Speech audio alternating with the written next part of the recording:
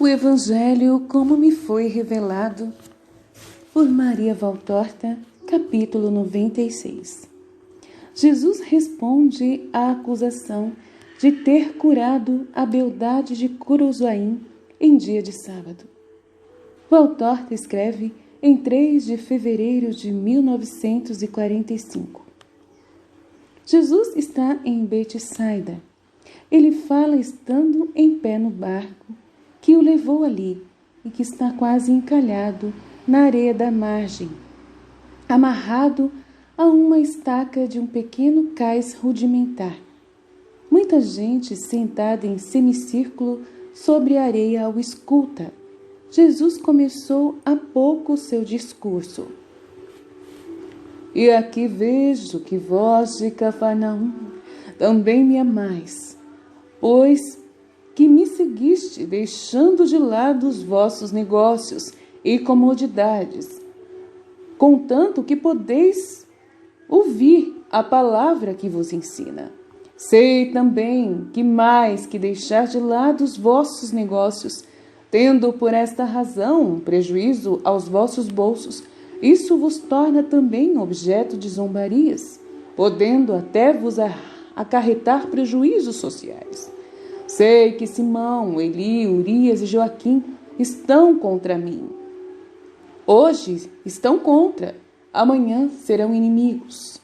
Eu vos digo, porque não engano a ninguém, nem quero enganar a vós, meus amigos fiéis, que para prejudicar-me, para fazer-me sofrer, para tentarem vencer-me isolando-me, eles, os poderosos de Cafarnaum, usarão de todos os meios, tanto de insinuações como de ameaças, de zombarias como de calúnias.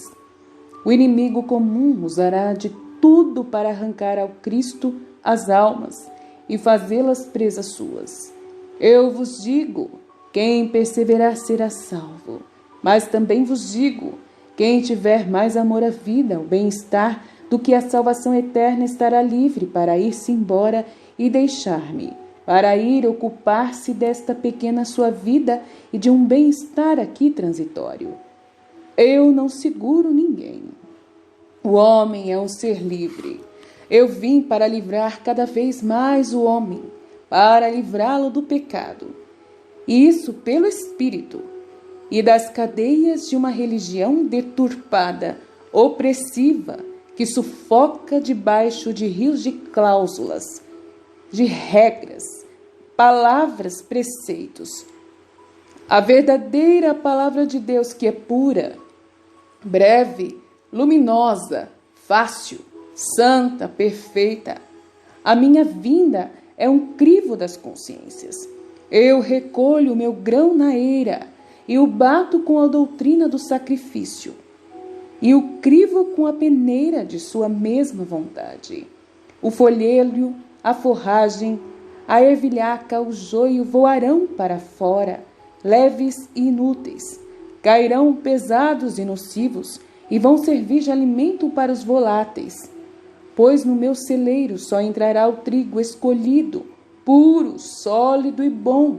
O trigo são os santos. Um desafio existe.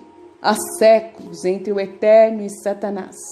Satanás, envaidecido pela primeira vitória sobre o homem, disse a Deus: as tuas criaturas serão minhas para sempre. Nada, nem mesmo o castigo, nem a lei que lhes queres dar, os fará capazes de ganhar o céu. E esta tua morada, da qual me expulsaste a mim, o único inteligente entre as tuas criaturas, ficará vazia, inútil, triste, como todas as coisas inúteis. E o Eterno respondeu ao maldito: isso ainda poderás fazer enquanto teu veneno for só para dominar o homem. Mas eu mandarei o meu verbo, e a sua palavra neutralizará o seu veneno, sarando os corações, e os curará da demência com que os manchastes ou endemoniastes. E eles voltarão a mim como ovelhas que desviadas reencontram o pastor. Eles voltarão ao meu aprisco, e o céu se povoará. Para eles criei o céu e tu rangerás teus horrorosos dentes em tua raiva impotente. Lá em teu horroroso reino, em tua prisão e maldição. E sobre ti será tombada pelos anjos a pedra de Deus e selada. E as trevas e o ódio ficarão contigo e com os teus, enquanto que a luz e o amor, o canto e a bem-aventurança, a liberdade infinita, eterna e sublime serão para os meus. E Mamon, com uma risada de escárnio, assim jurou. E sobre a minha Giina juro que virei, quando for a hora, serei onipresente junto aos evangelizados, e veremos se o vencedor serei eu ou se serás tu. Sim, é certo que Satanás vos está armando constantemente ciladas para peneirar-vos, e eu também vos estou rodeando para peneirar-vos. Os contendedores são dois, eu e ele. Vós estáis no meio. O duelo do amor com o ódio, da sabedoria com a ignorância, da bondade com o mal, está acima de vós e ao vosso redor. Para desviar os golpes malvados sobre vós eu basto. Eu me ponho entre a arma satânica e o vosso ser, e aceito ser ferido em vosso lugar, porque vos amo. Mas os golpes que são dados em vosso interior, é vós que deveis afastá-los com a vossa vontade, correndo para mim, pondo-vos no meu caminho, que é verdade e vida. Quem não estiver desejoso do céu, não terá o céu. Quem não estiver apto para ser discípulo de Cristo, será como um folhelho leve que o vento do mundo transporta consigo. Quem é inimigo do Cristo é uma semente nociva que renascerá no reino satânico. E sei, porque vós de Cafarnaum vieste, e tanto tenho a consciência pura do pecado de que estou sendo acusado, e em nome de qual inexistente pecado vindes murmurando atrás de mim, insinuando-vos que ouvir-me e seguir-me é cumplicidade com o pecador, que eu não tenho medo de tornar conhecida por estes de Betsaida a causa de tudo isto. Entre vós, cidadãos de Betsaida, há alguns anciãos que por diversas razões não se esqueceram da beldade de Corozaim. Há homens que pecaram com ela. Há mulheres que por causa dela choraram, e eu ainda não tinha chegado a dizer, amai a quem vos prejudica. Choraram, mas depois se alegraram, quando souberam que ela havia sido mordida pela podridão, transpirada pelas suas entranhas impuras para o seu exterior de seu corpo esplêndido, figura daquela lepra mais grave que lhe havia corroído a alma, de adúltera, homicida e meretriz.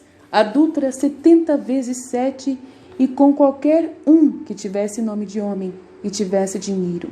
Homicida 7 vezes 7 pelas suas concepções bastardas.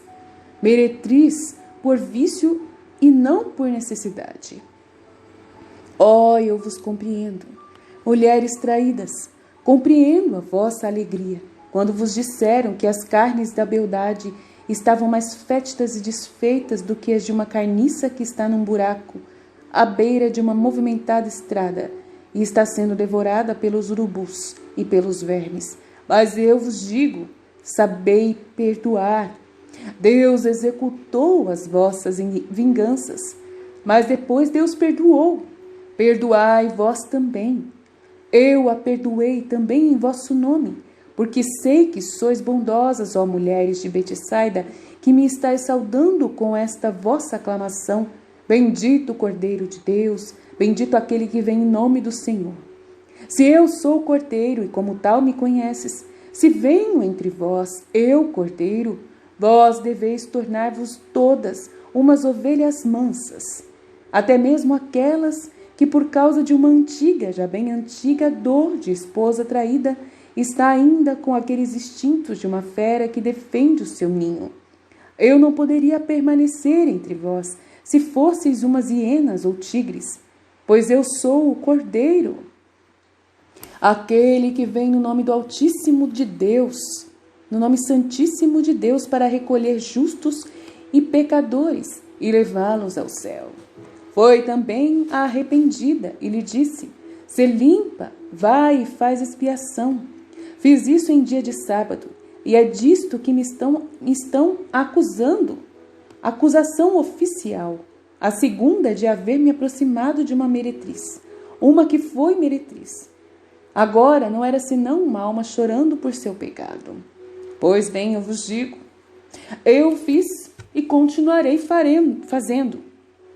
Trazei-me o livro, escrutai-o, estudai-o, aprofundai-o, encontrai, se fordes capazes, um ponto que proíba um médico de tratar um doente, de um levita de ocupar-se do altar, de um sacerdote de ouvir um fiel, só porque é sábado.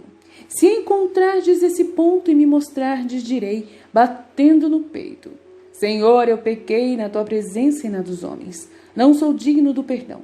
Mas se tu quiseres ser piedoso com teu servo, eu te bendirei enquanto tiver em mim um sopro de vida. Porque aquela alma estava doente, e os que precisam de médicos são os doentes. Era ela um altar profanado e tinha necessidade de que um levita purificasse. Ela era um fiel que ia chorar no templo verdadeiro do Deus verdadeiro e tinha necessidade do sacerdote que lá ela introduzisse. Em verdade eu vos digo que eu sou o médico, o levita, o sacerdote. Em verdade eu vos digo que se eu não cumprir o meu dever, perdendo uma só das almas que sentem um veemente desejo de salvação e não salvá-la, Deus Pai me pedirá conta e me punirá por essa alma perdida. Eis o meu pecado, segundo os poderosos de Cafarnaum. Eu poderia ter esperado o dia depois do sábado para fazer o que eu fiz. Sim, mas por que tardar outras 24 horas para readmitir na paz de Deus um coração contrito? Naquele coração havia a humildade verdadeira, a sinceridade crua, a dor perfeita. Eu li naquele coração, a lepra ainda estava em seu corpo, mas seu coração já estava curado pelo bálsamo dos anos de arrependimento, de lágrimas de expiação. Aquele coração não tinha necessidade para aproximar-se de Deus de outra coisa além da minha reconsagração, sem que aquela aproximação tornasse impura a alma santa que circunda Deus. Eu fiz. Ela saiu do lago limpa, também em suas carnes, mas ainda mais limpa no coração. Quantos, quantos daqueles que entraram nas águas do Jordão para obedecerem às ordens de João Batista e não saíram de lá limpos como ela, porque o batismo deles não era um ato voluntário, desejado, sincero de um espírito que queria preparar-vos para a minha vinda, mas só uma forma para parecerem perfeitos em santidade aos olhos do mundo. Por isso era pura hipocrisia e soberba. Duas culpas que aumentavam o cúmulo de culpas pré-existentes em seus corações. O batismo de João é apenas um símbolo, quer dizer, limpai-vos da soberba, humilhando-vos, dizendo-vos pecadores, das luxúrias, lavando-vos das escórias delas. Mas é a alma que vai ser batizada com a vossa vontade, a fim de ficar limpa para o banquete de Deus. Não existe culpa tão grande que não possa ser lavado primeiro pelo arrependimento e depois pela graça, e finalmente pelo Salvador. Não há pecador tão grande que não possa levantar o rosto abatido e sorrir diante de uma esperança de redenção. Basta que ele renuncie completamente à culpa, seja heróico em resistir à tentação e sincero na vontade de renascer. Eu agora vos digo uma verdade, que pareceria uma blasfêmia aos meus inimigos, mas vós sois os meus amigos. Falo especialmente a vós, meus discípulos já escolhidos, e depois a todos vós que me estáis escutando.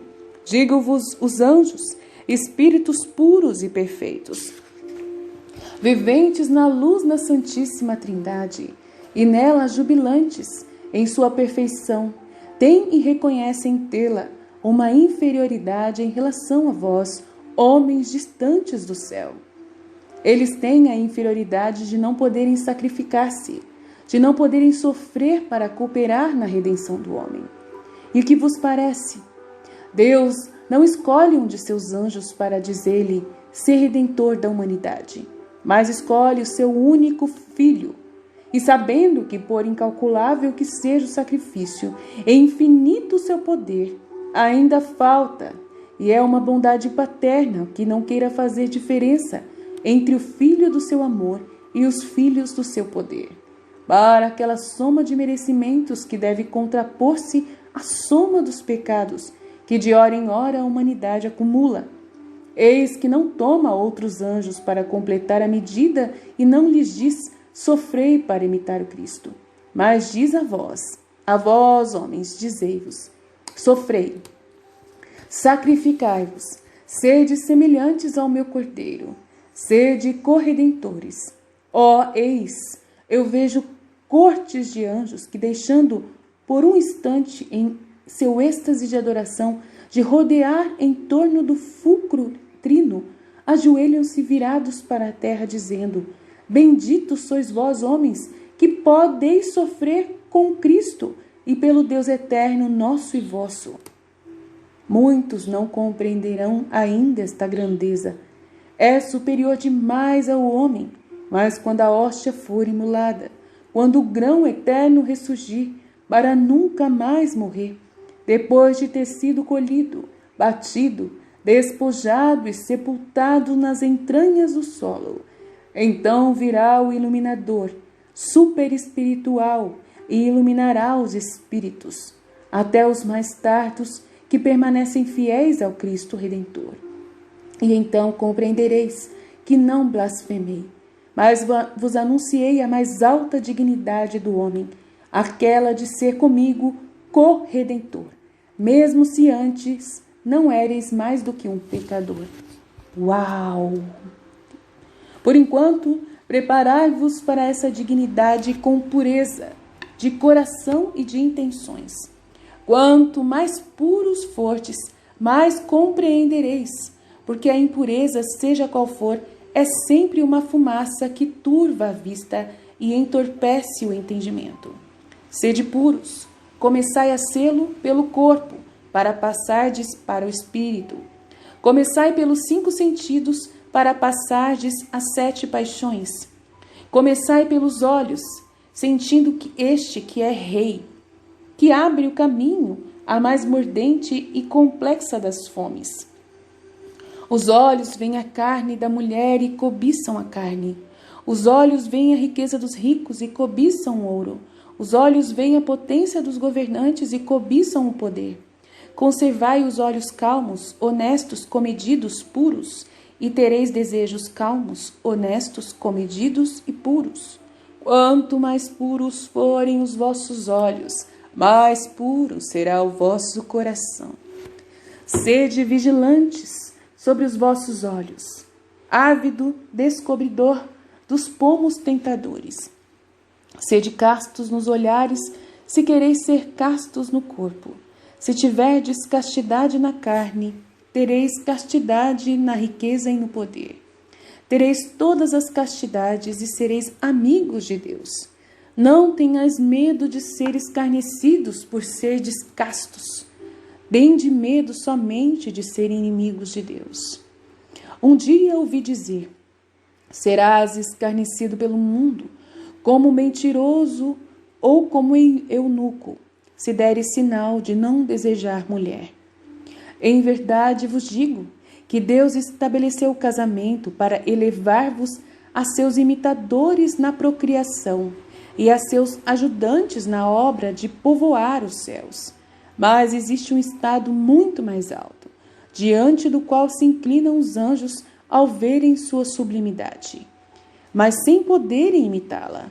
Um estado que perfeito quanto durou do nascimento até a morte, e não está, porém, fechado para aqueles que não são mais virgens, mas extinguem sua fecundidade, seja masculina ou feminina, anulam sua virilidade animal para tornarem-se fecundos e viris só no espírito. É um estado de eunuco, sem imperfeição natural e nem mutilação violenta ou voluntária. É um estado que não os proíbe de aproximarem do altar, mas, ao contrário, nos séculos futuros, por esses, é que será rodeado e servido o altar. É um estado de eunuco mais alto aquele o qual faz de instrumento amputador a própria vontade de pertencer somente a Deus e de se conservar para Ele um corpo e um coração castos, a fim de que possam ter eternamente o fulgor daquela candidez cara ao Cordeiro. Falei para o povo e para os eleitos entre o povo, agora antes de começar a partir o pão e dividir o sal na casa de Filipe, eis que eu vos abençoo a todos, aos bons, como que dando-lhes um prêmio, aos pecadores para infundir-lhes a coragem de vir aquele que veio para perdoar. A paz esteja com todos vós. Jesus desce do barco e passa entre a multidão, que se aglomera ao seu redor. No canto de uma casa ainda está Mateus, que dali escutou o mestre, não ousando mais nada. Tendo chegado àquela altura, Jesus para e, como se abençoasse a todos, abençoa mais uma vez, olha para Mateus e depois vai-se novamente entre o grupo dos seus, seguido pelo povo, e desaparece em uma casa. Tudo tem fim. Fiat.